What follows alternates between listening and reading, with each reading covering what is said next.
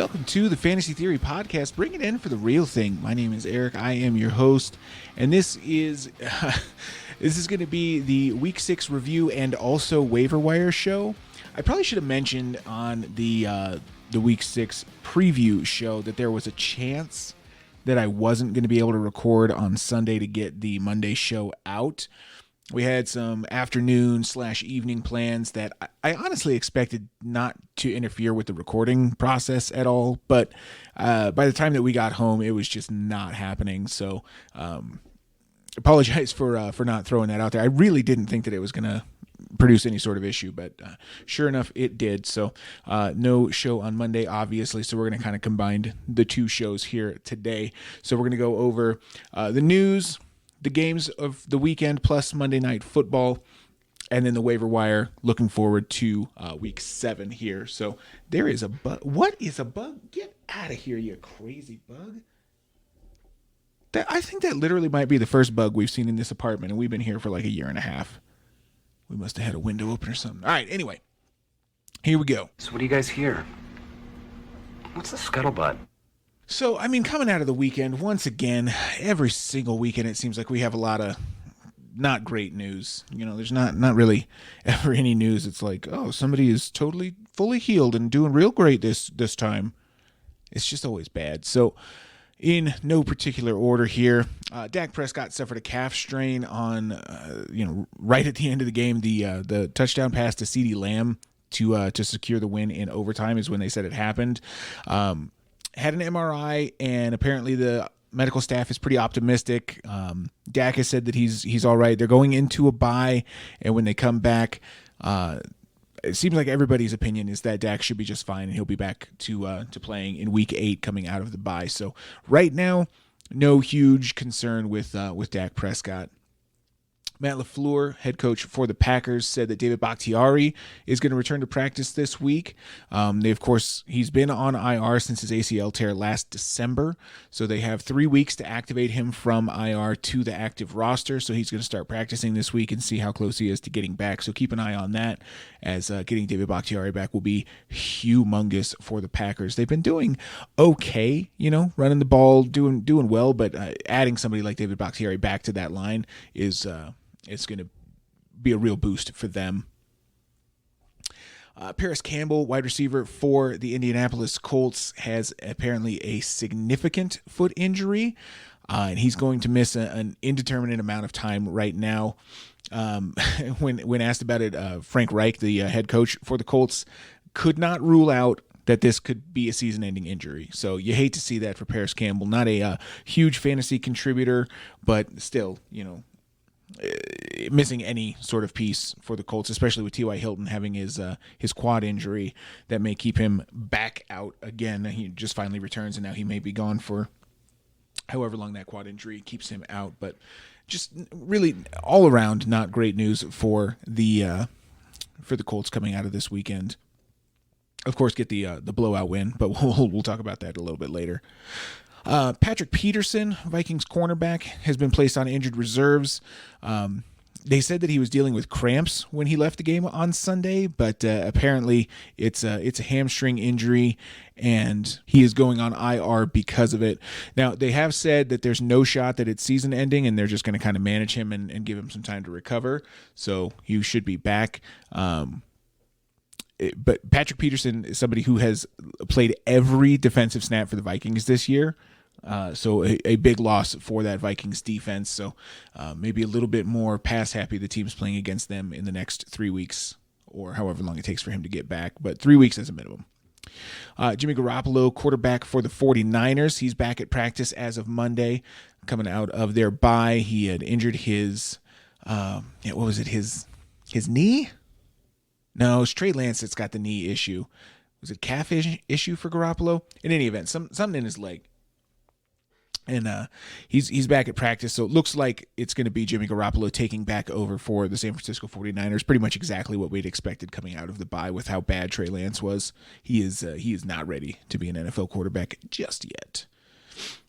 Michael Thomas, here's the news. It's crazy because we keep hearing that, Michael Thomas, he's eligible to return in week 7. Being on the PUP list, he has to miss 6 weeks, not 6 games.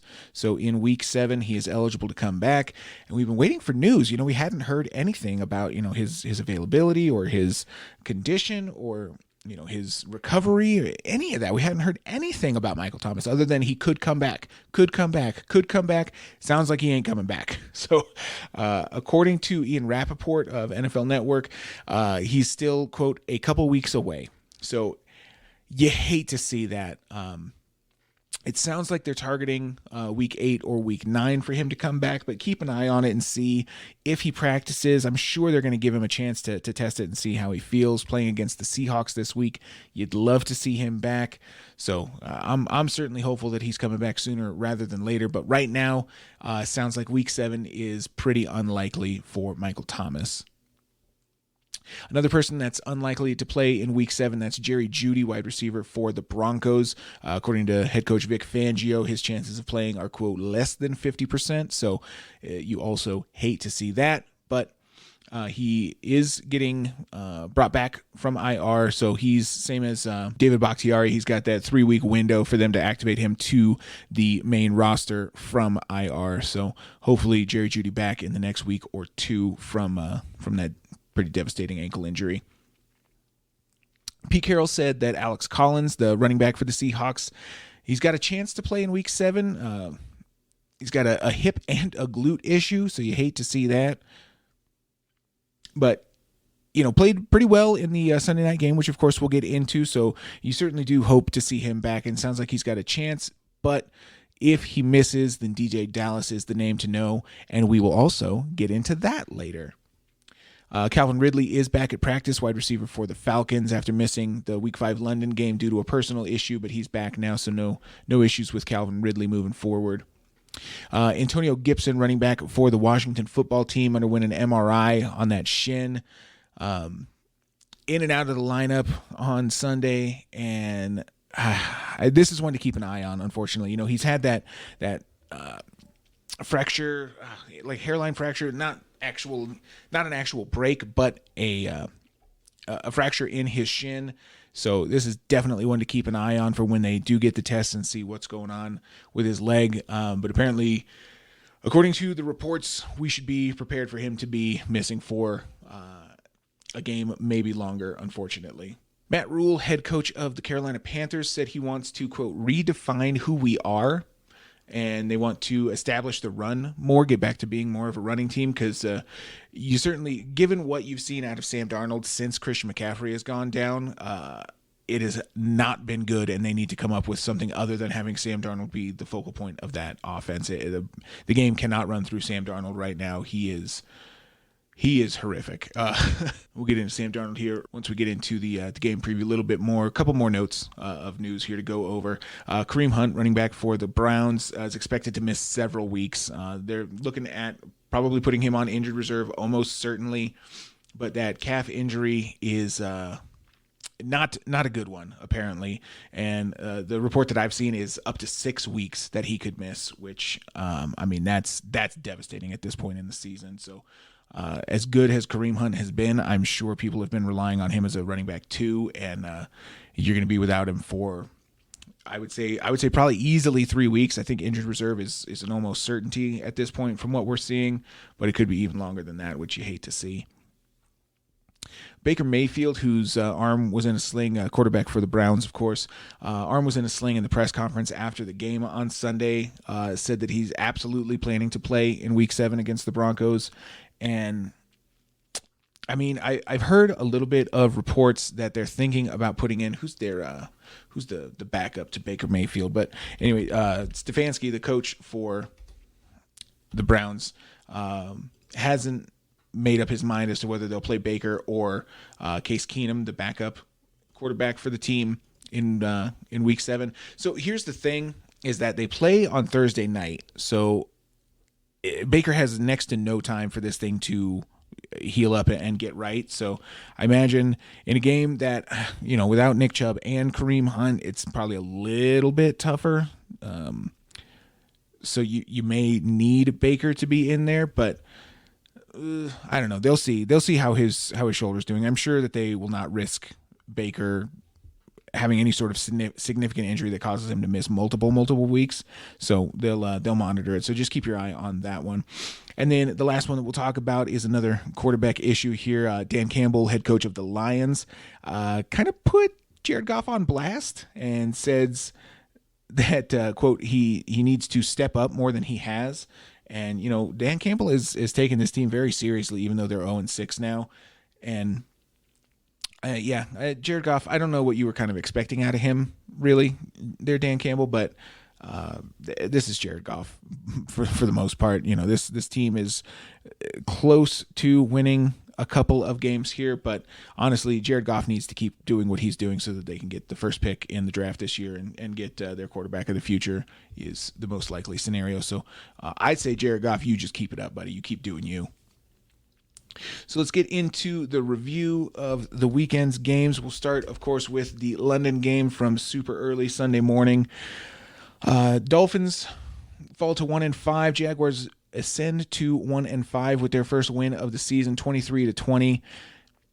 So I guess the big talking points here are the Jacksonville receivers. Laviska Shenault had 3 separate big looks. 2 of them were for first downs. I believe 2 third down targets trying to convert for a first down.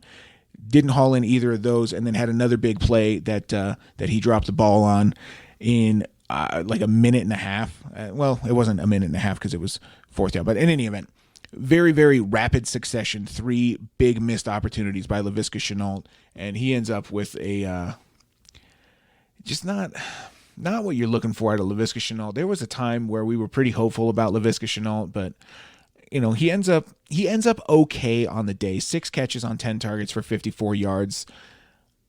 And it's fine, but it really seems like the faith is starting to get lost in Laviska Shenault, at least for me. I don't know, man. For 10 targets and putting up only 54 yards it's kind of what he's been doing because he's been so close to the line of scrimmage, but the passes that he's dropping, I think is going to necessitate Marvin Jones being the easy focus of this team. And Jamal Agnew, he's been stepping up as well. 6 targets, 5 catches for 78 yards for Agnew. He's been stepping up the last couple of weeks as well. And then Marvin Jones, huge bounce back game here. 7 catches on 10 targets for 100 yards and a touchdown. You'd love to see that bounce back from Marvin Jones, who now he's got honestly mostly good games this season. Well, good is maybe a little bit of a stretch, but he's got the 3 weeks in which he's scored, and then 3 weeks in which he has not scored, 2 of them with 24 and 25 yards. But in the other game in which he didn't score, he was still 6 for 62. So decent enough game. So as a wide receiver 3, I think Marvin Jones is pretty safe in that role. And then, I mean, we can't talk about the Jaguars without talking about James Robinson, who was once again just fantastic. Eclipses 100 yards from scrimmage, scores once again. James Robinson, they're going on bye this week, so you can't use him this week. But moving forward, unless he's out of action for whatever reason, you're starting James Robinson week in and week out, and it's there's no question about that. James Robinson is a must-start running back at this point. For the Dolphins, Mike Gesicki led the team in receiving yards, 8 catches on 9 targets for 115 yards for him, so pretty nice day for him. And even with Tua back in the lineup, still very, very heavily involved, second most targets on the team. So you love to see that for Mike Gesicki. So if you ended up picking him up while Jacoby Brissett was playing, then you can probably keep rolling with Mike Gesicki. He's toward the top of the doo-doo tight end tier. Jalen Waddle, 10 catches on 13 targets for 70 yards. So, it's crazy for Jalen Waddle, somebody who was expected to be something of a Will Fuller or a Henry Ruggs type of player, a downfield threat. His average depth of target and his average, yards per catch is remarkably low for somebody with his sort of pedigree. So, like I said, 10 catches, 70 yards, does catch 2 touchdowns, though. So great day for Jalen Waddle in a losing effort for the Dolphins. And Waddle is somebody who is enigmatic, I think, is the word that I'll use to describe him. Let's pull up Waddle real quick here. So yeah, Waddle, per the scoring that I've got here, which is non-PPR, 12 points in week 1 with a touchdown, and then 2 points, 5 points, 3 points, 3 points, 19 points. So, a big game from him, and, his second game of the season with 13 targets, but still just, if he's not scoring, I don't know that he's going to be worth starting. Even with Tua back in, I guess to be fair, his 2 games with touchdowns came with Tua, because Tua left the Buffalo game pretty early, and in the 4 games that Brissett started, Waddle was pretty terrible. But to be fair, Jacoby was pretty terrible. So it's possible that we should give Waddle another chance and see with Tua, is he consistently good? And we'll kind of get our answer here this week. They play against Atlanta. Then they've got Buffalo, which you hate to see, but then it's Houston after that. So two good games in the next 3 weeks, and we'll see who he is with Tua, assuming Tua, of course, stays in the lineup. Tua in his return was 33 of 47 for 329, 2 touchdowns and a pick, and then rushed for 22 yards as well. So a decent day for Tua in his return to action. And then the last person that we've got to talk about is Myles Gaskin. And man, you can probably cut him. He's not part of this game plan. He was last week by necessity, but this week 5 carries for him. Salvon Ahmed had 7 carries. Malcolm Brown had 5 carries as well. 9 yards only for Myles Gaskin. He does end up with 6 targets, catches only 2 of them for 5 yards. So, I mean, it's over for Gaskin. It's over for Gaskin. You can move on from Gaskin for sure. We'll move next to the Vikings and the Panthers. This one ends in overtime again for the Vikings, their second trip to overtime this year through 6 weeks. Kirk Cousins, huge game for him. Thanks a lot to overtime and the touchdown that he threw to win the game. Currently, he is the number 2 quarterback on the week with Monday Night Football yet to go. So just a big game from Kirk Cousins. But here's the kicker, is that, yes, he was very good this week, and that probably puts a lot of stock back in. His stock's pointing up for sure, as he's got another huge game after 2 disappointing ones against Cleveland and Detroit. But they're going on bye. So is Kirk Cousins good enough that he's somebody that you should hold on to through his bye week? Because, if you've got Kirk Cousins, you were probably planning on streaming this year anyway. So is he worth holding on to? The answer for me is depends on the rest of your roster, which is not helpful, I know, and I apologize for that. But, after the bye, they've got Dallas, which is not the best matchup. Baltimore, who just kind of dealt the Chargers this week, then the Chargers, both of those road games. Green Bay, San Francisco. So, he's going to have some decent opportunity, but some tough defenses as well. So if he's the worst player and you don't want to carry a second quarterback this week, you can probably drop Kirk Cousins, but I would bet you have somebody worse than him on your bench. So if you're going to pick somebody up, and we'll get to the pickups for quarterback here in the waiver wire section, but Kirk Cousins is probably somebody that is going to be better than most people that you're picking up at this point. So it may be worth it to hold on to him, just depending on your roster build, where your roster's at, how many spots you've got available, and how many people you've got to drop to pick up a quarterback to play this week if you've been relying on Cousins lately. For Dalvin Cook, if you were nervous about him coming back, he went ahead and put all those fears to bed. 29 carries, 140 yards, and a touchdown. Not much through the air, though, but right now, before Monday Night Football, he is running back 6. So Dalvin Cook, just a huge game for him. Really messed me up in my Dynasty League, but I mean, I was gonna lose this week anyway. It's the best team in the league, so I was gonna lose anyway. So can't really be sour about it. Adam Thielen, 13 targets, 11 catches, 126 yards, and a touchdown. Great game for him, and a nice volume for a player who hasn't seen double-digit targets since week 1. Justin Jefferson opposite him got 14 targets, but failed to score and winds up with just 8 for 80. So a decent game for him, but certainly not the heights that Adam Thielen reached. That is for sure. KJ Osborne, another good game, 6 of 7 for 78 yards and a touchdown for him. So he, he's probably not rostered in your league, honestly, but if he's on your roster, for example, probably not somebody that I would hold through the bye, is my honest opinion. A couple of good games here and there, 3 through 6 weeks right now, but not somebody that I would hold on to. He's been so uninvolved since week 2 that there's just no reason to hold on to him. I don't think. Tyler Conklin, tight end, caught 3 of his 5 targets for 71 yards to keep that dying fire kind of smoldering. But you can probably go ahead and let that fire die out. I'm not trusting Tyler Conklin. Now, on the Panthers side of the ball, we talked about Sam Darnold, who was 17 of 41 for 207 passing yards, which is 5 yards per attempt.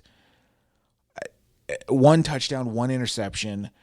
He did rush for 48 yards, which helps, but it doesn't save him from being quarterback 18 on the week.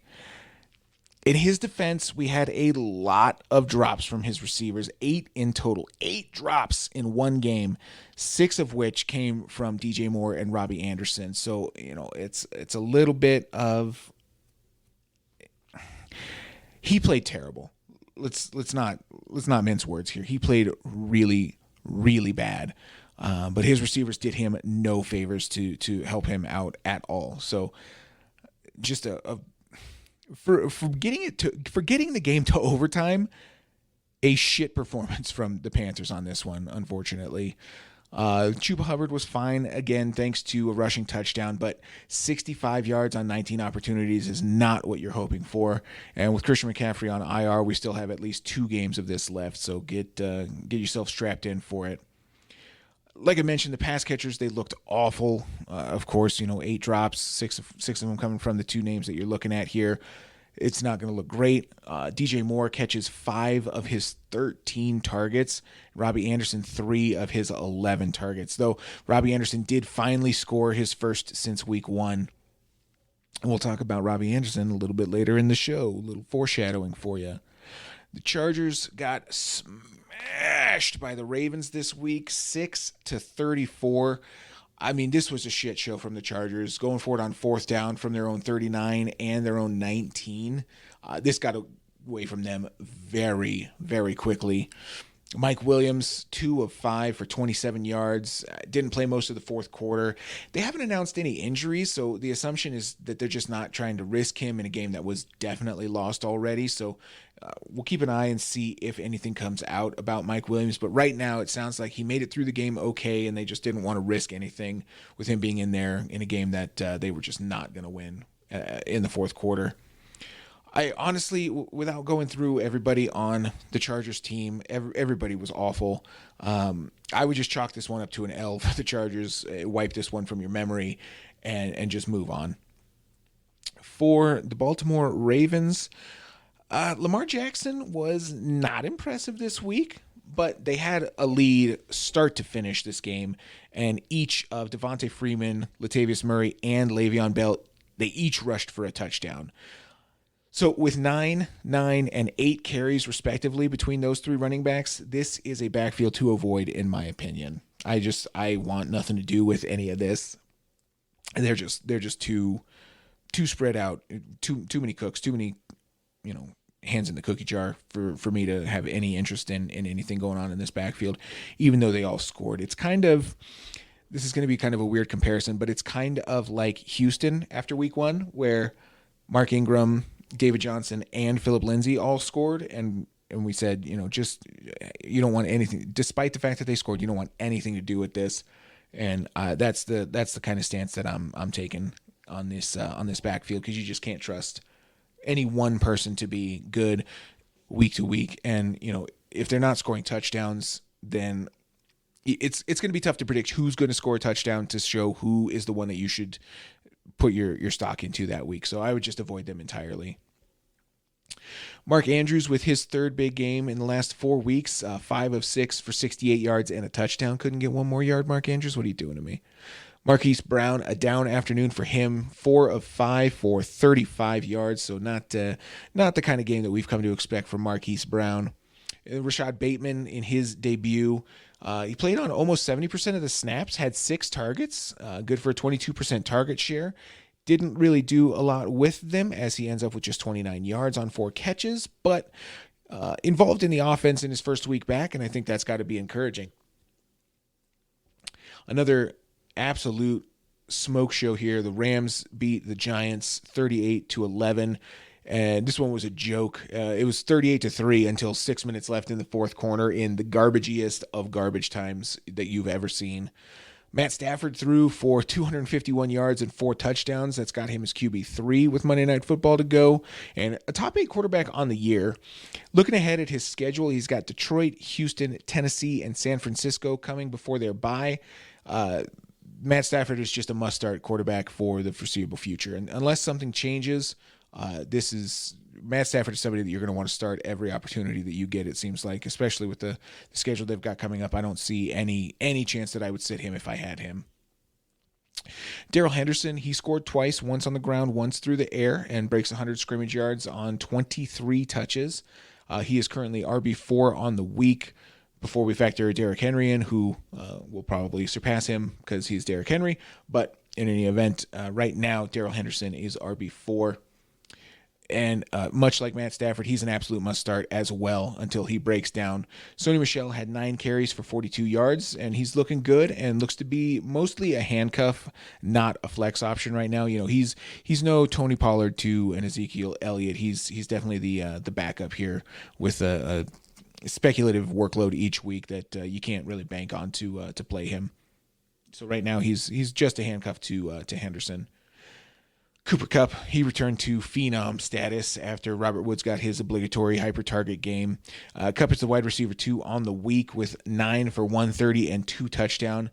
And he and Stafford have a connection like Aaron Rodgers and Jordy Nelson used to have, you know, just that absolute mind meld where they can, I legitimately think they can communicate telepathically and know exactly where Cooper Kupp's going to be and where Matthew Stafford's going to put the ball, and they link up, and it is remarkable to watch. It really is. Robert Woods does score, so he didn't kill you, but just 2 catches on 5 targets for 31 yards surely wasn't what you had in mind coming off last week's 14-target game. For the Giants, Kadarius Toney, you know, I'm not going to take a victory lap on this one. I did say if you pick up Toney, they're playing against the Rams, don't start him. He is not going to get it done for you, even though all the hype was there.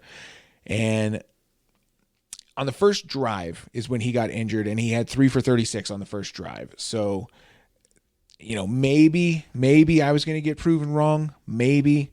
We can't say for sure, so I'm going to assume that I wasn't. But he does exit the game after 3 for 36 on that first drive, and it re-aggravates that ankle injury. We're keeping an eye on that, but there's no significant news based on that. So he re-aggravated the ankle injury, and that's as much as we know. We're waiting for more information to see if he's going to miss any time, and if so, how much time. So unfortunately, that information was not available to me as I was doing research for this episode. So hopefully we'll have something here on the Week 7 preview show, and we'll know what we're looking at for Kadarius Toney this week. Devontae Booker, another one that we said, you know, add him but don't start him. He ends up getting 69 yards. Nice. You love to see that. Does not score, and I can't imagine that that's what you were looking for out of Devontae Booker after his 2-touchdown game last week. But like we said, you know, Devontae Booker against the Rams, it was never going to be a good situation for him. Sterling Shepard in his return to action, 10 catches on 14 targets for 76 yards. 76 yards, not as much as you'd like to see on 14 targets, but in his first action back, we will certainly take it. And then Daniel Jones, just quickly, 29 of 51 for 242 and 3 interceptions. So the Rams defense comes up huge in this game, and Daniel Jones just kind of gets embarrassed. So Daniel Jones, I know he started off pretty hot with his rushing prowess. This game he rushes for 4 total yards. So Daniel Jones not anybody that you should be considering as an option for a streaming quarterback right now. We'll move next to one more ginormous ass kicking and that was the Colts putting it on the Texans 31-3. And in this game, we got to start with Jonathan Taylor, the one of the great loves of my life. 14 carries, 145 yards, 2 touchdowns, adds 13 yards through the air on 1 catch. Another huge, huge day for Jonathan Taylor right now. And that lands Jonathan Taylor as the running back 2 on the week so far, just behind actually Leonard Fournette, the number 1 running back on the week right now. 6 catches will do that to you in a PPR league. That is for sure. So Jonathan Taylor right now with Monday Night Football left to go, he is the number 2 running back on the week. You love to see it. I know we got off to a rocky start, but man, Jonathan Taylor's rounding into form right now, and he's the running back 4 on the year at the moment. So feeling real good about old Johnny T.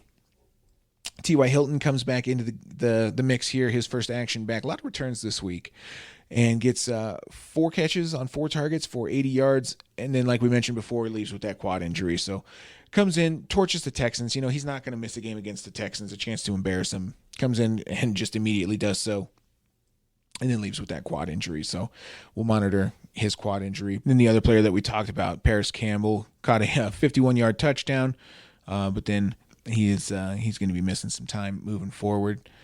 Michael Pittman, with the return of T.Y. Hilton, seems like he got kind of scaled back. He ran a route on 100% of the passing plays for the Colts this week, but just 2 catches for 35 yards on 3 targets. So super disappointing for Michael Pittman this week.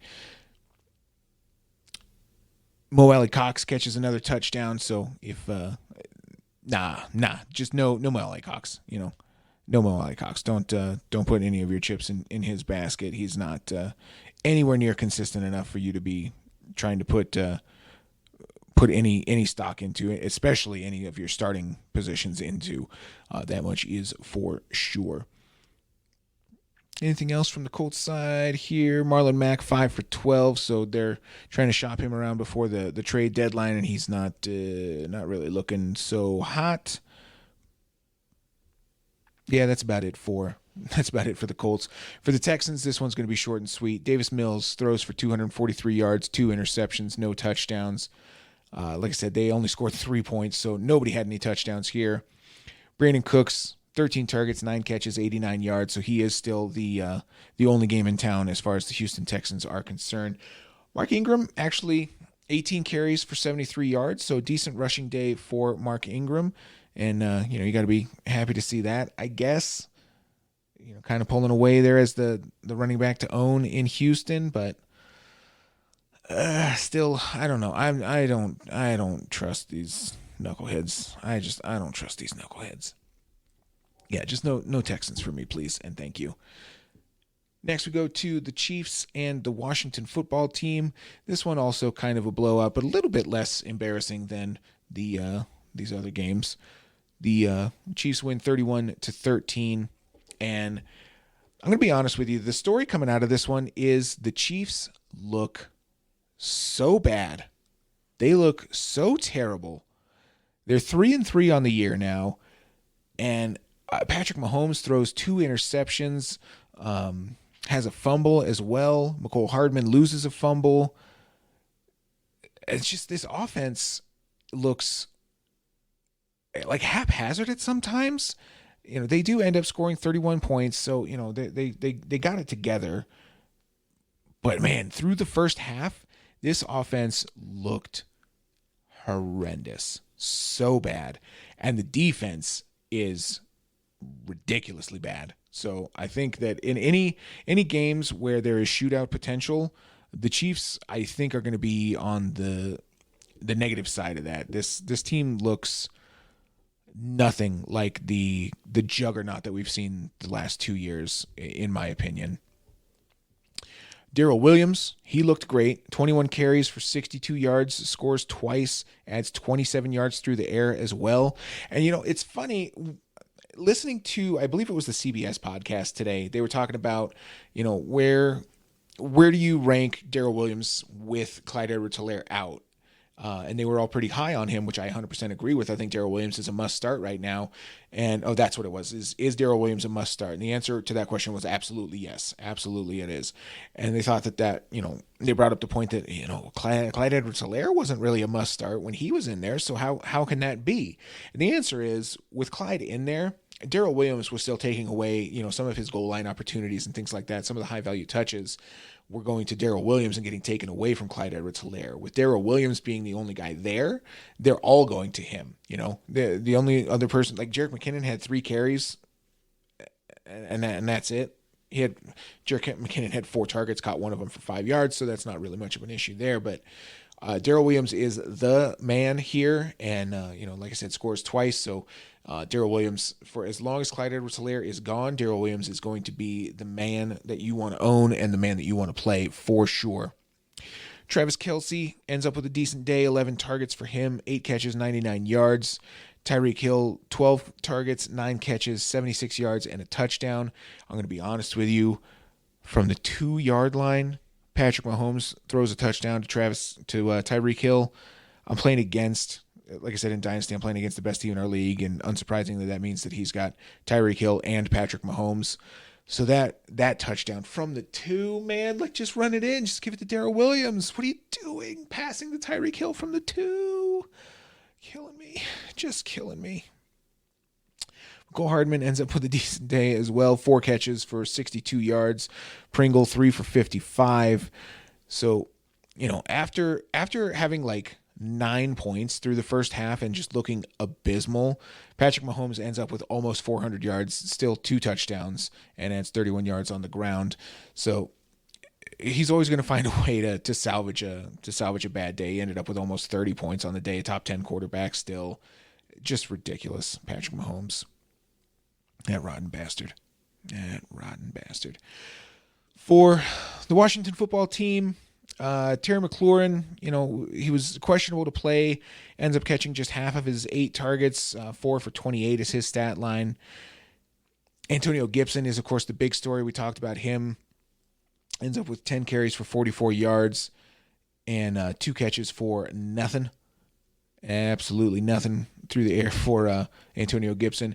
J.D. McKissic is the one who really benefited here. Ends up with 110 total yards, 65 through the air, 45 on the ground, 8 touches in each regard. 10 targets, though, is the real big number here. 10 targets for J.D. McKissic. So if Antonio Gibson is going to miss any time, J.D. McKissic is absolutely the man that you want to pick up here on your waiver wire. Spoiler alert for the waiver wire.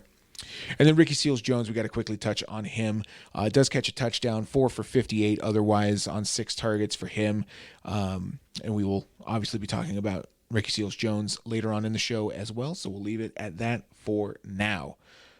We'll move then to the team that Aaron Rodgers still owns for sure.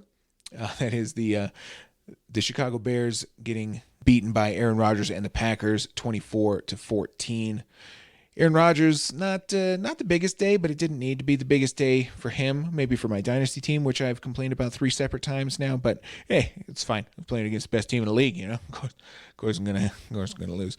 But ends up shy of 200 passing yards, if you can believe it. 2 touchdowns, and then also rushes for a touchdown on 19 rushing yards. Davante Adams ends up 4 for 89. Had a touchdown, but unfortunately just barely stepped out of bounds, and so that touchdown is called back. Ends up 4 for 89, no touchdown. Aaron Jones has a receiving touchdown and ends up with 110 total yards, 76 on the ground, 34 through the air, and that receiving touchdown.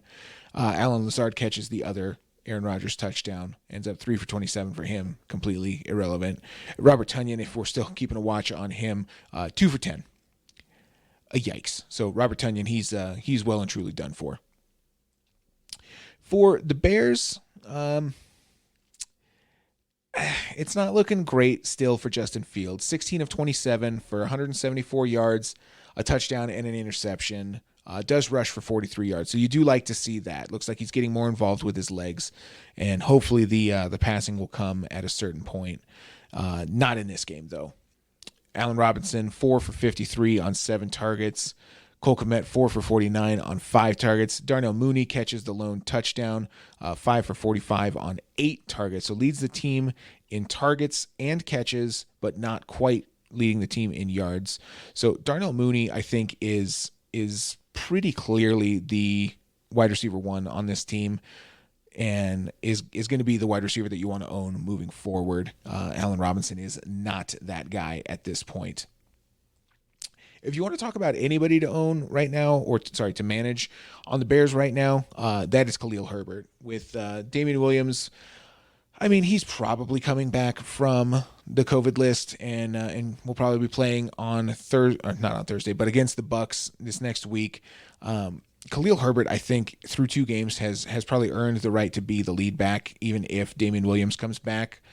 So Khalil Herbert, 19 carries, 97 yards, and a touchdown. Also adds 15 yards through the air on 2 catches. Now, like I mentioned, they are playing against the Bucs this upcoming week, so you should probably kind of steer clear of them. And honestly, I would steer clear of the entire Bears offense next week against the Bucs. I think it's going to be real not good for the Bears. See, anybody else on here we need to talk about? Absolutely not. All right, let's keep it moving then. We'll go to the Bengals at the Lions, and once again, we have a complete blowout here. Bengals win 34-11. And this is the one that got Jared Goff called out. 67.8 passer rating, 28 of 42 for 202 yards and a interception. Just ugly for the Lions. DeAndre Swift ends up scoring towards the end of the game with just 2 minutes left, just before the 2-minute warning. He ends up scoring to kind of save his day. Otherwise had 67 yards. But does end up with a touchdown, so it does end up kind of saving your bacon if you started DeAndre Swift, who's been up and down this year. He's tough to predict really as well, unfortunately. Jamal Williams gets himself only 4 carries for 11 yards.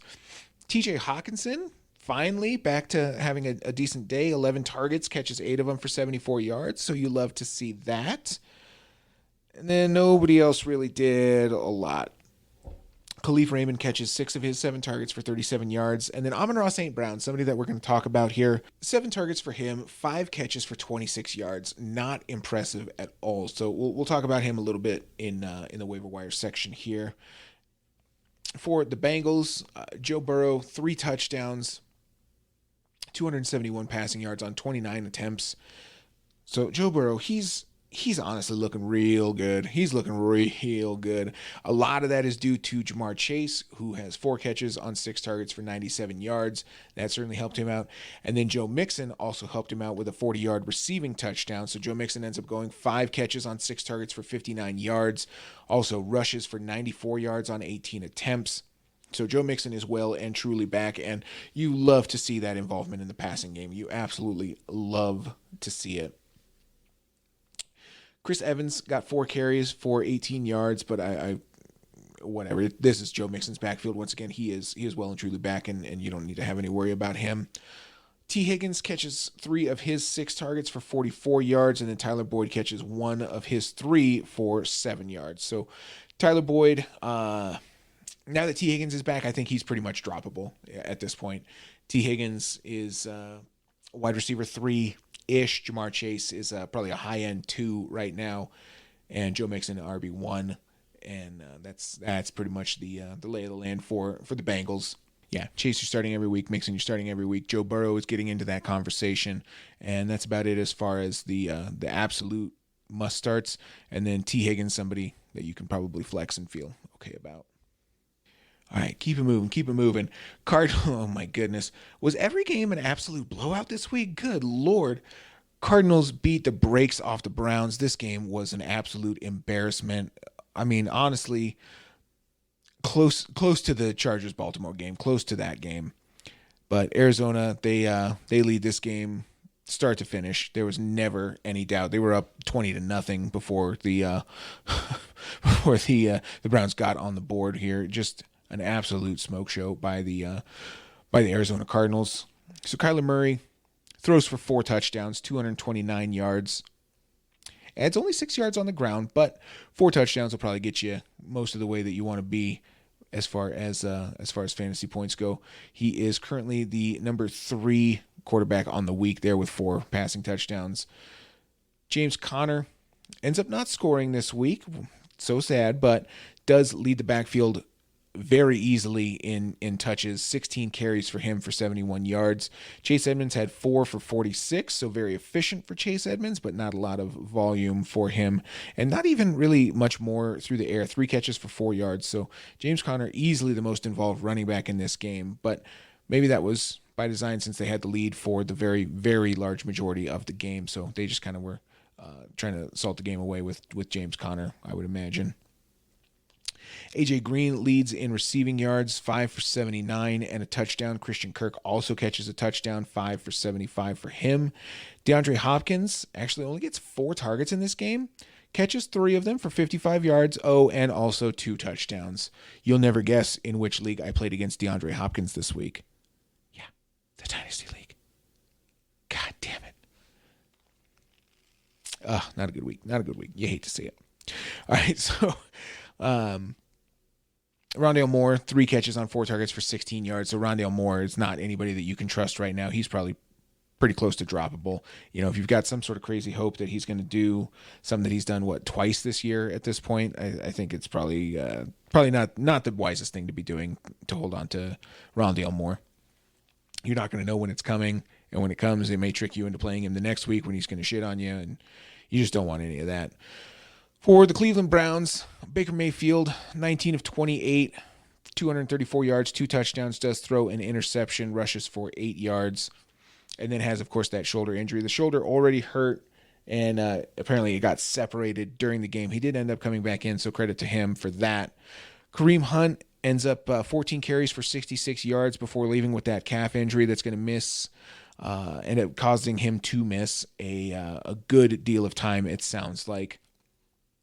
Best receiver in this game was Donovan Peoples-Jones, 4 for 101 and 2 touchdowns, including a long 57-yarder, which was real nice for him to see, just completely alone. It looks like just completely alone, but in any event, still counts the same. So 101 yards and 2 touchdowns for Donovan Peoples-Jones.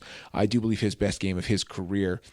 What you do love to see, though, is Odell Beckham with a little bounce back. Like we kept talking about last week, I think it was part of the game plan for him not to be involved because of the opponent they were playing in the Chargers. This week, 8 targets, 5 catches, 79 yards. He did leave for a little bit with a shoulder injury as well, I believe it was. But in any event, he leaves for a little bit, but does end up playing through it and comes up 5 for 79. So a decent day for him, you'd have to say. And hopefully with the Broncos here on Thursday, hopefully he can put up some decent numbers against the Broncos as well. Next, we'll go to a game that should have been a blowout, but ends up going to overtime. This was ridiculous to me, man. I can't believe the Patriots hung in there the way that they did. But this is the Cowboys beating the Patriots 35-29 in Foxborough. Dak Prescott, 445 passing yards, 3 touchdowns, 1 interception. From what I heard, I believe this is a record for the most passing yards against the Patriots since Bill Belichick took over, which is remarkable to think that this is the record for that. But in any event, Dak Prescott was absolutely incredible. Zeke, 17 for 69, nice, and 50 yards through the air on 7 catches. So you absolutely love to see that for Zeke Elliott, especially in PPR leagues where, not too long ago he was seen as something of a Derrick Henry where, he was just running the ball and not really doing much in the passing game, but very, very much involved in the passing game at this point. So you certainly love to see that. Tony Pollard, 10 carries for 41 yards and adds 22 more through the air. So certainly somebody who is, with 63 yards, somebody who you certainly can and probably have been flexing most weeks, honestly. Pollard, somebody who he's got some value as more than just a handcuff. CeeDee Lamb, huge game for him. 9 for 149 and 2, ends up catching the game-winning touchdown in overtime, a 35-yard pass from Dak Prescott. So that'll really add to the stats for sure. But, in the end, ends up with just shy of 150 yards and 2 touchdowns. Great game for CeeDee Lamb, and that's got him as, where's he at as far as receivers go? Number 1. He's number 1 on the week, just ahead of Cooper Kupp. But yeah, CeeDee Lamb, number 1 on the week. 150 yards and 2 touchdowns will do that to you for sure. Dalton Schultz, another very good game. 5 catches for 79 yards. Amari Cooper, 5 catches for 55 yards on 8 targets. Doing, they're heading into the bye. So, I don't know. Hopefully, if there's some sort of lingering issue for Amari Cooper that's keeping him from being more explosive and more involved, hopefully this bye week helps him get right and get more involved and start putting up the kind of numbers. I shouldn't say the kind of numbers that we saw in week 1 because those were absurd, but putting up more than what he's been doing the last few weeks, which has been fairly disappointing. So hopefully Amari Cooper gets right during the bye and we see this offense really, really explode through him moving forward. For the Patriots, Damian Harris, good for him. He goes ahead and gets 18 carries, has 101 yards and a touchdown. So not bad for him. Adds only 7 yards through the air. But seems like, despite having 2 goal line fumbles on the season, they really don't have much other place to turn. So Bill Belichick hasn't sent him to the dungeon just yet. Ramondre Stevenson, he gets 5 carries for 23 yards and a touchdown. Brandon Bolden, 1 carry for -1 yard. So you hate to see that. Ramondre Stevenson does also add 39 yards through the air on 3 catches on 3 targets. Kendrick Bourne leads the team in yardage with 1 catch for 75 yards and a touchdown. That's the one that got the game. Was it the one that got the game tied or put them ahead just before? That's the one that got the game. That's the one that put them ahead, 29-26, with 2 minutes and 11 seconds left. That was the go-ahead touchdown after the Trayvon Diggs interception. Literally the next play after the Trayvon Diggs pick 6 was Kendrick Bourne's 75-yard touchdown. So, yeah. Jacoby Myers, sad for him. He catches a touchdown, his first one of his career, but he gets called back on penalty. So ends up with just 5 for 44 on 6 targets. Poor guy. He'll catch one eventually, but still no touchdowns career long for Jacoby Myers, and that sucks for him for sure. Next, Raiders at the Broncos. Raiders win to move to 4-2. Denver Broncos lose to fall to 3-3. So right now we've got the Chargers and the Raiders at 4-2 atop the AFC West. Broncos and the Chiefs tied at 3-3 at the bottom of the AFC West. Derek Carr put up a nice game this week, 341 passing yards, 2 touchdowns, had a couple of long connections with Henry Ruggs, who ends up with 3 for 97 and a touchdown on 4 targets. Brian Edwards, 2 for 67 with a long of 51 on 4 targets. And then Darren Waller, another stinker, 5 for 59. It's tough to call that a stinker, but for Darren Waller, it certainly is a stinker. Kenyon Drake, this was his coming out game, I'll tell you that. Ends up rushing for a touchdown, 4 carries for 34 yards with a long of 18. I believe that was his touchdown, was 18 yards. Let's get a look here. Where is Kenyon Drake? 18-yard touchdown run. And then also adds 2 catches for 39 yards and another touchdown through the air. So ends up with, 73 yards and 2 touchdowns for Kenyon Drake. It's certainly his biggest game of the season, but not something that I think you should buy into moving forward. As we keep saying here on the show, one game does not a sample size make, that is for sure. Josh Jacobs, 16 carries for 53 yards, does score, not a great average, does catch 1 pass for 29 yards.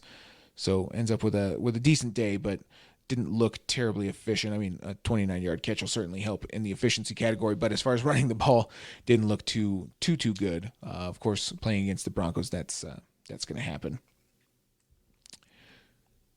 That should be everybody for Hunter Renfrow, 3 for 36, but whatever. Moving to the Broncos, Teddy Bridgewater has another decent day, 334 passing yards, 3 touchdowns, does also throw 3 interceptions and lost a fumble. So 4 turnovers for Teddy Bridgewater. And I mean, that's going to kill you. As a Broncos fan, that absolutely kills me. 4 turnovers from Teddy, who's, I heard a nickname from one of my coworkers that I thought was pretty good. We haven't had any opportunity to use it since he's been so good so far this year, but this game, 4 turnovers, looking more like Teddy Bridgewater than Teddy Bridgewater this week. Javonta Williams and Melvin Gordon split the carries once again. 11 for Javonta and 10 for Melvin Gordon, 53 and 50 yards respectively for the both of them. Javonta Williams had a 30-yard rush, so 10 for 23 outside of that. Melvin Gordon's long was for 10 yards. So something to be said about, explosive plays that Javonta is making here, although Melvin Gordon's got the most explosive rushing play this season, so tough to say. These guys are just completely neck and neck so far this year. Melvin Gordon, 3 for 23 through the air. Javonta Williams, 3 for 15 through the air. So they're both hurting each other, unfortunately, which is hurting fantasy managers of either player at the moment, which is truly unfortunate. Noah Fant, huge game for him, 9 for 97 on 11 targets, does catch a touchdown, as does Cortland Sutton and Tim Patrick.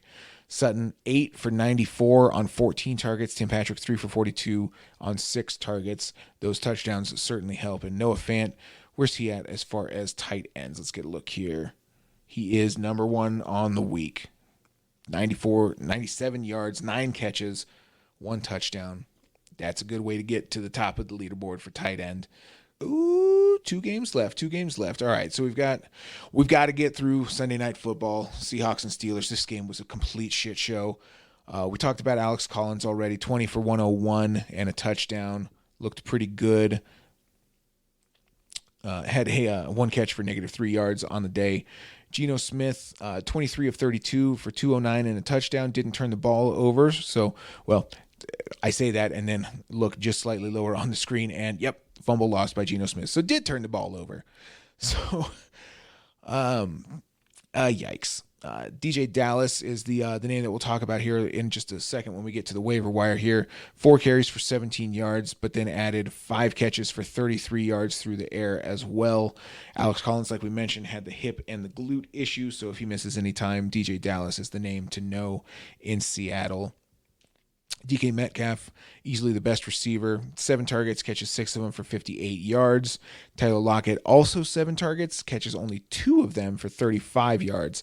I'm going to be 100% honest with you. Like I said, I had the plans on Sunday. I have not watched this game yet. I had to work today, and as soon as I got home, I got right into creating the show doc for the show here so we could get the episode out for you so we don't miss any more time. So I have not seen this game yet, so I don't know precisely what happened with Tyler Lockett catching only 2 of his 7 targets, whether that was on him, or whether that was on Geno, or whether it was just bad luck, whatever it is. But yeah, I'm gonna watch this game. We'll see exactly what caused all of that. Little bit of fun news: the touchdown that Geno Smith threw, that went to Will Dissly. You love to see that. 2 catches for 8 yards on 2 targets and that touchdown. So fantastic for Will Dissly. For the Steelers, they do end up winning the game in overtime, 23-20, like we mentioned. Ben Roethlisberger, 229 passing yards, 1 touchdown, just a slightly better stat line than Geno Smith, but actually a slightly worse passer rating, if you can believe it. I guess because he threw the ball so many more times and didn't end up with too terribly much more. Yeah, his yards per attempt is much worse, so that's how you get a worse passer rating. Anyway, Najee Harris. So here's somebody that we need to talk about. Najee Harris is getting it done on volume, not on any sort of efficiency. This offensive line is doing him no favors, and the volume is keeping him afloat. That is for sure. Same thing with Deontay Johnson, who is an absolute volume play for sure. So Najee Harris, 24 carries. You love to see that. 81 yards. I think, honestly, the issues that I said about Deontay Johnson in the offseason, that he was so inefficient, and if you just gave him league average stats, he would be such a better wide receiver. I think, honestly, it's a Pittsburgh problem, not necessarily anything with Deontay or with Najee Harris. It's just the efficiency is not there, so thank God he's got the volume that he does. Ends up touching the ball 30 times for 127 yards, does end up scoring, but man, oh man, with 30 touches, you would have expected a much bigger day than that. But, whatever. 30 touches. We'll certainly take 30 touches. That much is for sure. Deontay Johnson actually has a rush attempt as well, a 25-yard carry, and then has 9 catches for 71 yards, doing real Deontay Johnson things. 13 targets for 71 yards. No touchdowns. Classic Deontay Johnson. Pat Freiermuth, who was set loose, 7 for 58 on 7 targets, so he's getting more involved in this offense every single week. And then Chase Claypool, this is the disappointing one, 2 for 17 on 7 targets. He had been doing so well for so many games in a row, and then this one, when we were finally ready to rely on him and put our faith in him, just absolutely nothing. I don't know. I don't know, man. All right, Monday Night Football has concluded, so we'll get into that. This game, what the hell, man? In a game that should have been an absolute blowout for the Bills lose 34-31 to the Titans. They have a chance to kick a field goal and tie the game right at the end of the game from the 2 on 4th down. Elect to go for it. Don't get it. Game over. Titans win. I don't get it. You have to imagine the Bills are favored to win if the game goes to overtime, but I don't know. I don't know, man. I don't make these sorts of high leverage decisions for this team, so I'll let them do what they're going to do. In a losing effort, Josh Allen, very, very good. 353 passing yards, 3 touchdowns, 1 interception, and adds 26 yards on the ground. Let's see, where does that put him as far as, quarterback 1. Quarterback 1 on the week, old Josh Allen, once again. Devin Singletary ends up having the most rushing yards on the team, which is certainly disappointing for people who started Zach Moss this week. Singletary, 5 carries for 27 yards. Zach Moss, 8 carries for 24 yards. Ooh-wee. Zach Moss does add 2 catches for 15 yards. Singletary, though, 5 catches for 16 yards. Singletary had 1 more target, caught 3 more passes, but only 1 more yard. So didn't do a lot more with all that extra work through the passing game. But in any event, Singletary was the better back this week, which is certainly surprising. Emmanuel Sanders ends up as the best receiver as far as yardage goes, 5 for 91 on 8 targets. Stephon Diggs ends up scoring in this game, 9 for 89 on 11 targets and the touchdown. 9 targets, 7 catches, 88 yards, and a touchdown for Cole Beasley as well, who almost had a second touchdown but got stopped just short. So it could have been a huge day for Cole Beasley, but in the end ends up with just the 1 touchdown. Now, the unfortunate thing here is Dawson Knox left the game and was ruled out after throwing a 2-point conversion to Josh Allen, not the other way around, throws the 2-point conversion to Josh Allen, and then just shortly after that leaves the game with an injury to his hand and did not return, which, oh man, that really killed me. That I lost by, not in the Dynasty League. I'm done complaining about that for right now, just for right now. I'll probably bring it back up again, but Derrick Henry had slightly too big of a game, and in the league with crazy scoring, I lost by 4 points, which in normal scoring probably would have been like 1.5 points, thanks to Derrick Henry going absolutely ham. If you can believe it, Derrick Henry is the lead back, the number 1 back on the week right now. We'll move over to the Titans and talk about them. Derrick Henry, 20 carries, 143 yards, and 3 touchdowns, and then 2 catches for 13 yards. Just, come on, man. Did you need 3? Did you really need 3 touchdowns? Oh, well. Ryan Tannehill also rushes for a touchdown. Doesn't pass for any. Throws for 216 yards and an interception. Ryan Tannehill is not a streaming quarterback. And I will bring his name up once more when we get to the waiver wire show. I will tell you that right now. A.J. Brown gave me a little bit of hope in the Dynasty League. See, I told you I'd bring it back up again. I told you I would do it. Gave me a little bit of hope as he had no targets and no catches through most of the first half, but ends up 9 targets, 7 catches, 91 yards. So really put that game out of reach for me. Julio Jones ends up with 3 for 59, including one off of a defender's helmet that bounced up in the air and he caught on the sideline. One of the more ridiculous plays that you'll likely see. Just the defender doesn't turn around at all. So it was pass interference because the defender was draped all over him, but didn't turn around to try and play the ball. So it's just pass interference for sure. But the ball ends up hitting the defender in the back of the head, bouncing up, and Julio Jones catches it on the rebound. It was pretty crazy.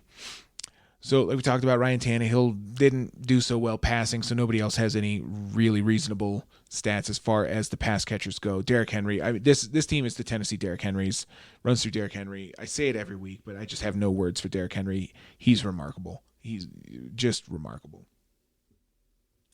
All right, let's finish up this extra long episode with the waiver wire segment here.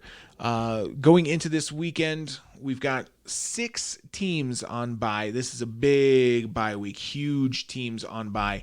The Bills, the Cowboys, the Jaguars, the Chargers, the Vikings, and the Steelers. So this week's going to be a shit show. At quarterback, we're missing people like Josh Allen, Dak Prescott, Justin Herbert, and maybe 4 of the streamers out there, Kirk Cousins. At running back, we're missing Zach Moss, Zeke, James Robinson, Austin Eckler, Dalvin Cook, Najee Harris. Wide receivers, Stephon Diggs, Emmanuel Sanders, CeeDee Lamb, Amari Cooper, Marvin Jones, Mike Williams, Keenan Allen, Adam Thielen, Justin Jefferson, Deontay Johnson, Chase Claypool. And at tight end, we're missing Dalton Schultz and Dawson Knox. God, that list is long. Son of a bitch, this week is going to be a problem. Some low-scoring games this week, I imagine, with a lot of fill-in jerk-asses fitting into lineups that otherwise would not. So we'll quickly go through the ads here because, honestly, there's not a lot of marquee names this week, unfortunately. Last week was the big week to spend. This week, not as much. So for quarterback, Ryan Tannehill is a name that I'm going to say was not good this week against the Bills. Not surprising. Of course, it's the Bills. But he gets the Chiefs next week, which is one of the better matchups right now. So, if A.J. Brown and Julio Jones both play, Julio Jones did end up leaving this game with yet another injury. So we'll see about his status for next week. But if he's got both of them against this awful Chiefs defense, maybe something. I don't know. Another couple names that we'll mention, Derek Carr, he plays against Philly this week. Matt Ryan gets Miami, and of course that means that Tua gets Atlanta, so both of those are streaming options. And then if Michael Thomas makes it back this week, that may be a big boost to somebody like Jameis Winston, so keep an eye on that as they play against Seattle this week.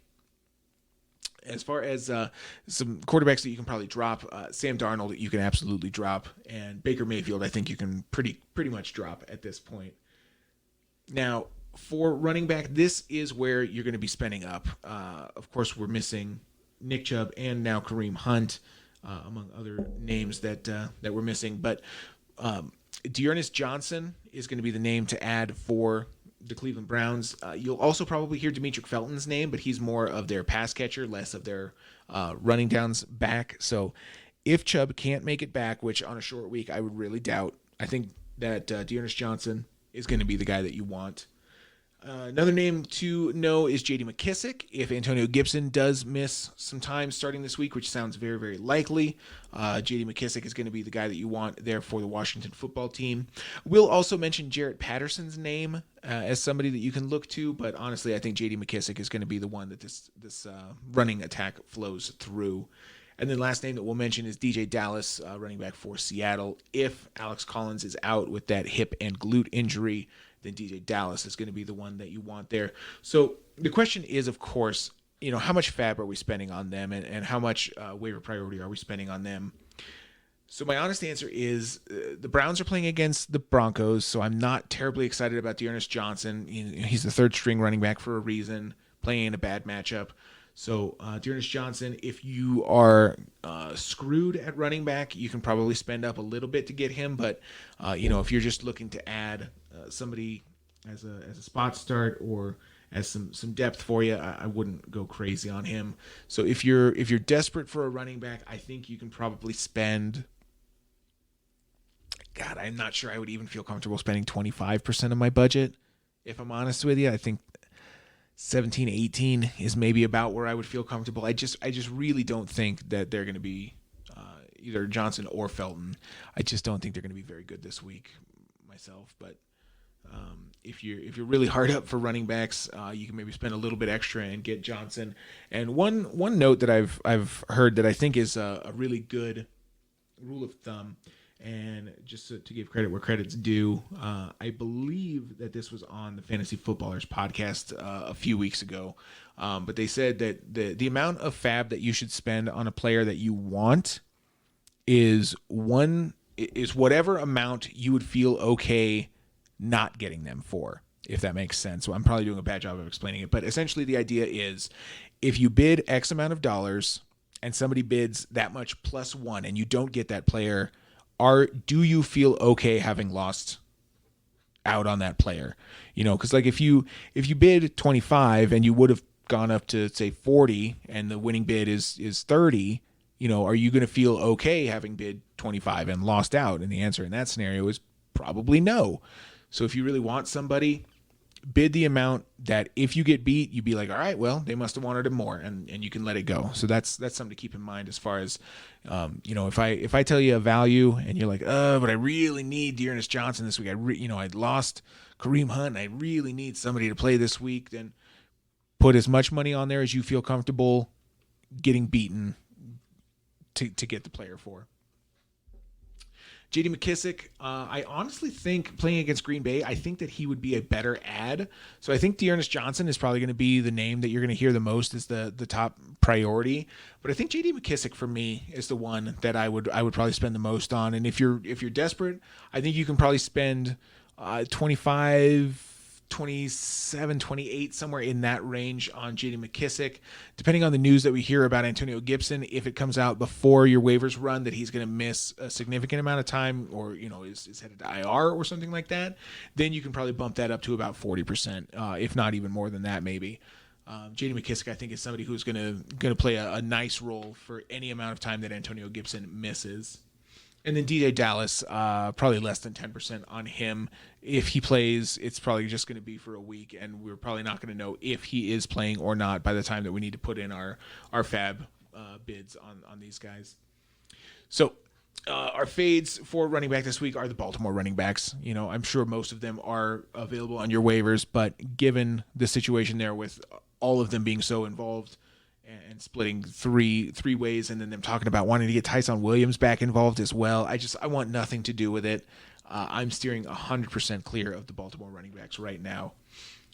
And then even though he was the best running back on the night tonight, I think Devin Singletary is probably pretty close to droppable. He's just not involved consistently enough. His last few games have been really disappointing. And even this one where he led the team as far as the running back position is concerned, it still wasn't very good. 43 yards only. He's not anybody that you're ever starting with any confidence. And in that scenario, I think he's pretty much droppable. For wide receivers, a couple of names that kind of surprised me that are still on the widely available waiver wires. Kadarius Toney, somehow only 61% owned. One thing to keep in mind with Kadarius Toney, honestly, is that you're going to want to check and see who gets dropped during this waiver period. Kadarius Toney may be somebody who gets dropped, given that he has the ankle issue. He probably burned people who started him. We're not sure what's going on with that ankle, so it's possible that people might drop him and he may be even more available. So if he's not already available in your league, just go ahead and check after the waivers run and see if maybe he was somebody who was dropped. Maybe people got snake bitten by him and they're just ready to move on immediately from him, which is quite the overreaction. But it's certainly something that's going to happen in a lot of leagues out there. So keep an eye on the waiver report after it runs and see who became available. Kadarius Toney may be one of those names. And then two more that are widely available are Brandon Ayuk and Darnell Mooney. For Ayuk, I would probably add him, a low bid for sure. For the speculation that coming back from the bye week that he gets more involved. Jimmy Garoppolo's back, and they certainly have something of a connection. I don't know. I would add him just for the hope. And then Darnell Mooney, I think he is the best Chicago receiver to own right now. One word of caution, though, like we mentioned before, Fields' worst game since taking over was against Cleveland, where he got sacked 1 million times. Even though the secondary for Tampa, who's their opponent this week, is suspect at best, the pass rush is not. And I expect Fields to be awful this week, which by proxy will make Darnell Mooney awful. So you can add Darnell Mooney, but I think this week is going to be just really bad for the entire Chicago offense. I think the Bucs are going to really put it to him. And then the last one we'll mention is Rashad Bateman. Had a 22% target share, so at the very worst seems like a decent stash to see how involved he gets. Sammy Watkins will be back at some point, though, so certainly Bateman is going to need to show some sort of ability to necessitate being the number 2 ahead of Sammy Watkins. Otherwise, he's going to kind of get relegated in a mix behind Marquise Brown with a couple of other people. Amon-Ra St. Brown, a name that we said we would mention. Again, he is in the fade section. He has 23 targets over the last 3 games, and maybe good depth for your team or bye-week fill-in if you're really hurting this week. But they get the Rams this week, and it's just definitely not going to happen for him in that matchup. So if you add him, I mean, unless you are annihilated at wide receiver, if you've got, Stephon Diggs and CeeDee Lamb and Keenan Allen, for example, if you're getting crushed by this bye, then maybe you can start Amon-Ra St. Brown. But if you've got any better options, I would do everything you can to not start him. I think that this matchup against the Rams is going to be just an embarrassment. And then the other one that we'll mention is T.Y. Hilton. He came back to show up the Texans, which he does all of the time. Now he's got the quad injury, and I just don't trust him. So I'm not really worried about T.Y. Hilton, even after an 80-yard performance on 4 catches. And then we've got a couple of receivers that I think are droppable. Robbie Anderson, he's cooked, man. He's done for. Following the touchdown, see if you can get a ham sandwich for him, but he is off my team at the end of this week for sure. Or by the time waivers run, he's off my team. Laviska Shenault, another person. I'm just not holding him through the bye. He has been fairly disappointing, and I don't see a reason to hold him through the bye. So I think if you want to make a roster move and Laviska Shenault is at the end of your bench, you can probably go ahead and get rid of him. Same goes for Allen Robinson. Like you said, the Bears' passing attack has been no good, and I don't expect it to improve in any meaningful way. Like you said, they've got Tampa Bay coming up next, and then they've got San Francisco and Pittsburgh left before the bye comes, and the pass rush for those teams is pretty good, and I just don't think that the Bears can stand up to that. Certainly not Justin Fields, which of course means awful things for Allen Robinson and Darnell Mooney. So Allen Robinson, if you need to find a spot, I think Allen Robinson is pretty close to droppable, which is ridiculous to say based on the fact that he was a round 3 receiver. But yeah, man, it's not happening for the Bears right now. At tight end, Zach Ertz is still widely available, which is crazy. He was starting to come on in Philadelphia. Now he's in Arizona. I think he's got a similar ceiling to what he was doing in Philadelphia. I think certainly a little less opportunity, but a decidedly better quarterback could keep him in the mid-tier due to tight end range. And then Ricky Seals-Jones is still widely available. He's Logan Thomas right now, and we need to treat him as such. Go and get Ricky Seals-Jones for sure. CJ Uzomah is going to be our fade this week. He scored again, but with 15 yards to go with it, you just can't trust him at all. So just don't go picking up CJ Uzomah. Don't do that. And then for the droppable tight ends, I've got one name. We always say that, like, if you've got a tight end with a pulse, just stick with him. But I think Tyler Higbee in non-PPR, I want to be specific about that. In non-PPR, I think Tyler Higbee is pretty close to droppable. In the last 5 weeks, aka all but week 1, I'm not counting week 1 because it throws my stat right in the trash. His highest yardage is 40. Okay, 40 is the most yards that he's had since week 1. He's averaging 27 receiving yards per game. He does have 2 scores on the year, but he's just not getting it done for you week in and week out. In PPR, though, he is catching a lot of balls and is the tight end 13 right now. He's had 5 catches in, I think, 3 of the last 4, if memory serves. But in any event, he's catching a lot of balls in PPR, so you can probably hang on to him in PPR. But in non-PPR scoring, I think he's pretty close to somebody that you can go ahead and kick to the curb. And then, of course, we'll talk about the defensive streamers, and we'll get you out of here. The Panthers play against the Giants this week, especially if they get Stephon Gilmore activated this week. I think that could be a really good defense to play this week. The Cardinals are somehow 50% owned. Guys, they're the number 2 defense on the year, and they've got Houston this week. Go and get them, for crying out loud. And then the last one we'll mention is the Saints. They're playing against Geno Smith, and that makes them fairly interesting as well. For the Thursday night preview, I said we'd get you out of here after the defense streamers, but we got to mention the Thursday night preview. This one is going to be tough, honestly. I think that you can probably start. Man, I don't know who on the Cleveland side you can trust. On a short week with a hurt shoulder, I don't know if you can trust Baker or Odell Beckham.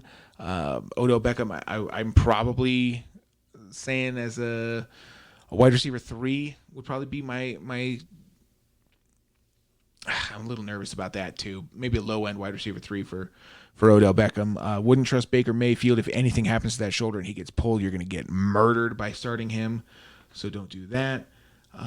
Like I said, Demetric Felton and Dearness Johnson, I don't trust either of them. Man, it's a short list for the Browns. For the Broncos, I think you can probably start Tim Patrick. You can definitely start Courtland Sutton. You may even be able to start Noah Fant. I mean, if you got Noah Fant, he's probably the best tight end that you've got available to you, so you're probably starting him regardless. So that's not really actionable advice, really. So Teddy B, I probably wouldn't start, and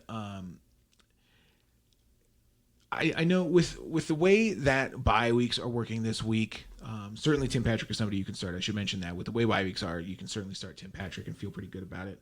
But you can probably start Javonta Williams and Melvin Gordon and feel okay about it. The matchup is probably not one where they're going to be spectacular, either of them, but you can probably start them and feel okay about it.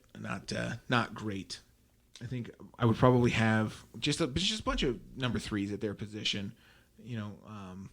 Baker and Teddy, quarterback 2s, Melvin Gordon, Javonta Williams, and probably Dearness Johnson, running back 3s, Tim Patrick and Odell Beckham, wide receiver 3s, Courtland Sutton, and Noah Fant.